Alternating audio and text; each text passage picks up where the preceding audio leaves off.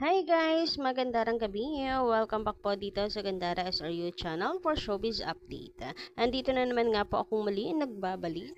Nagmamaganda po ninyo kachismosang Kim Pao upang maghatid sa inyo ng latest update and fresh happenings patungkol kay Kim Chiu and Paulo Avellino. And para nga sa gabi ito ang tatalakayin natin at pag-uusapan ay may kinalaman naman guys sa family bonding ng ni Kim Chiu, nila Kim Chiu. Ayan, 'di ba nung nakaraan nga ay lumabas po sila, nagbanding po sila magkakapatid. And meron pong napansin ng mga fans, mukhang si Paolo Avellino kasama daw ng Chiu fam na magbanding, kumain. And katabi siya ni Kimi. So, mamaya tatalakayin natin yan pag-uusapan kaya stay tuned lamang po kayo guys. But before that, sa mga hindi pa po nakaka-subscribe dito sa ating channel, maaari lamang na pindutin po ninyo ang subscribe button at ang notification bell na nandyan sa baba para may updated po kayo at ma-notify tuwing may bago po tayong chika at balita hinggil sa Kim Pao. Basta mga balita na may kinalaman po kay Kim Chiu and Paolo Avellino, sagot na po natin yan. Samantala, ang sarap naman pong pagmasdan guys, na si Kimi nag-spend ng oras syempre sa kanyang mga pamangkin. Ayan, napaka very good tita nitong si Kimi and mukhang spoiled ang mga ang mga pamangkin sa kanilang tita Kimi. Grabihan nga naman yun na. And makikita mo bakas naman po sa mukha ng mga bata, talagang nag-e-enjoy po sila. Huy, sana all. Gusto ko na lang rin maging pamangkin ni Kimi. Huy, grabe yan ngayon. So, ito pala ang naging life ni Kimi lately. So, ano naman, happy.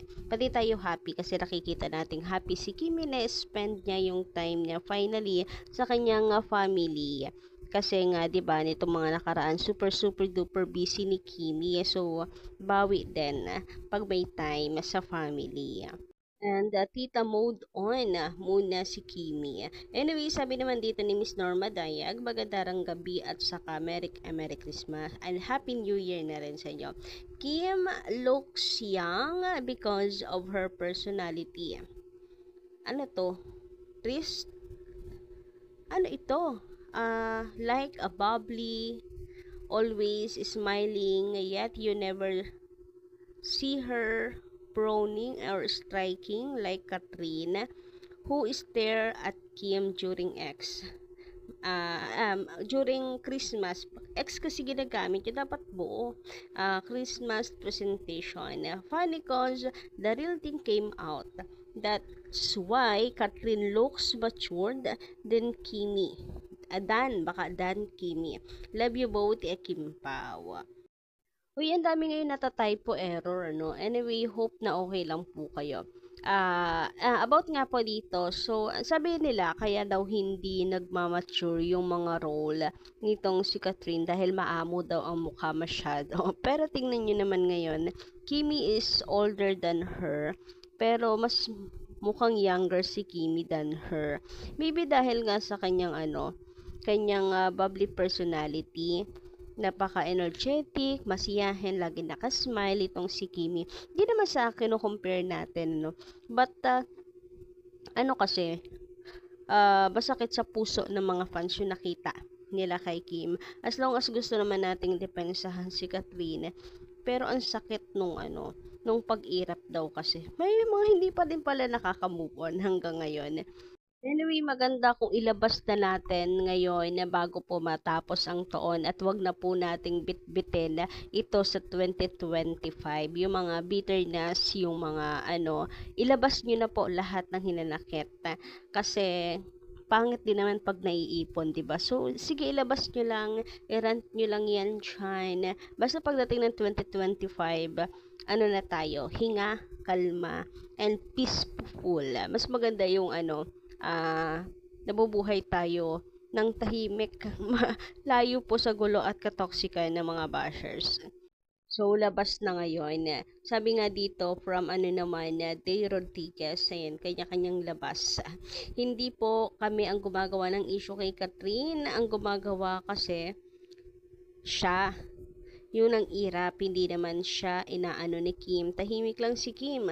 Maraming mga matang nakakita. Bakit niya gagawin yon sa harap ng maraming tao para ipahiya si Kim? Tatawa-tawa pa sila ni Piolo habang nagsasalita si Kim. Bakit? May nakakatawa ba sa sinabi ni Kim?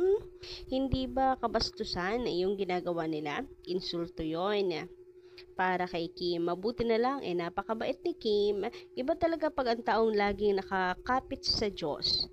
Hindi siya gumagante ng masama. Pinapaubayan na lang niya kay God ang mga ganoong tao. Love you, Kimi! Hoy, nagsimula ito just porke parehas na may movie na nagkaroon ng movie si Kat at saka si Kimi. So, magkasunudan kasi baka kaya hindi maiwasan. Anyway, ayun nga, hindi naman po tayong gumagawa ng issue. Wala naman sana kasing issue kung walang pangiirap na naganap. At the same time, pinagtatanggol nga natin si Catherine, diba? As long as pinagtatanggol natin. Hay, naku, nakaka-stress. Iwas na nga tayo sa stress. Ano natin to, ilimot, ibaon na sa lupa, wag lang baunan sa 2025. Samantala mula naman kay Elena Fernandez, hindi iiwan, hindi yan iwanan si Kimi. Uy, napalove ni Paulo si Kimi. Ay, makikita yan sa mga mata nilang dalawa. Love nila isa't isa. Love you, Kim Pao. So, ayun, hindi daw iiwan ni Pao si Kimi. And I agree with you, Miss Elena Fernandez. Love na love ni Pao si Kimi. At makikita naman talaga sa mata, hindi lang po ni Paolo, kundi kamata nilang dalawa. Pag nagtitinginan, nangungusap. Lalo na si Pao, pag napatitig siya kay Kimi, nangungusap yung kanyang mga mata. Kita natin, and saksi tayo doon. Pati yung galaw ni Kim Chu, kapag kaka-work versus kay Pau, magkaiba merong video si Kimi na mga performance, duet with ka-work versus Paula Avellino, ibang-iba talaga.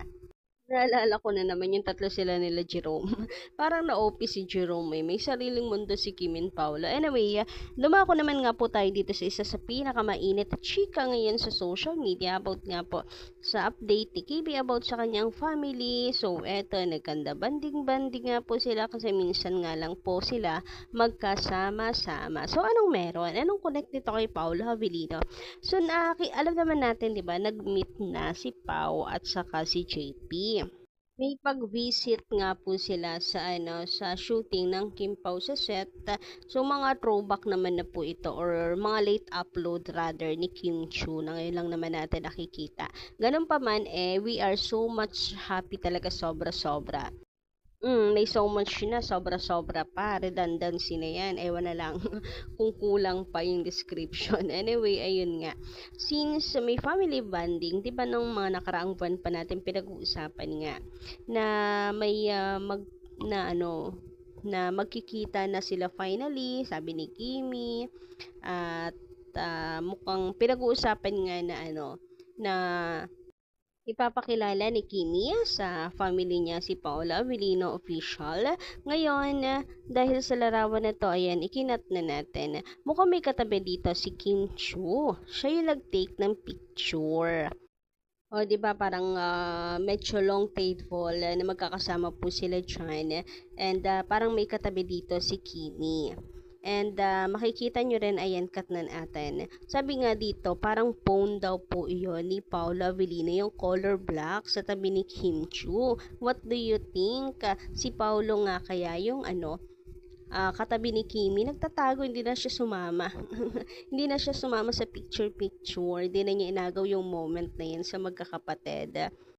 So, ito, i-zoom pa natin. Sana nakikita nyo, yung sa may arrow. Basta nasa likod itong cup, kulay black na phone. So, kay Paula Avellino nga, kaya ito, guys. So, ayan, ito na naman po tayo sa zoom in, zoom out. Ito na naman tayo sa ating pagsosoko. So, mukhang magkatabi daw ni Kim and Paulo. What do you think? May nababasa nga akong comment, tago pa more, tago pa, pero rin naman, booking, wala rin namang kawala sa matang agila ng mga fans. So, ayun, pinag-uusapan to ngayon sa SOCMED, sa groups, mga Facebook groups ng Kim Pao. Kasi parang pamilyar nga daw yung phone. Kasi black din nga yung phone nitong si Paulo. Si Kim naman na ay pink yung kanyang case. So, ayun, pa-comment nga lang po dyan sa baba ng inyong opinion and kayo na ang bahalang humusga. Anyway, hanggang dito lang muna ang ating update. Maraming salamat guys sa inyong pakikinigan. Please don't forget to click the subscribe button and notification bell for more updates. Maraming salamat. Bye-bye!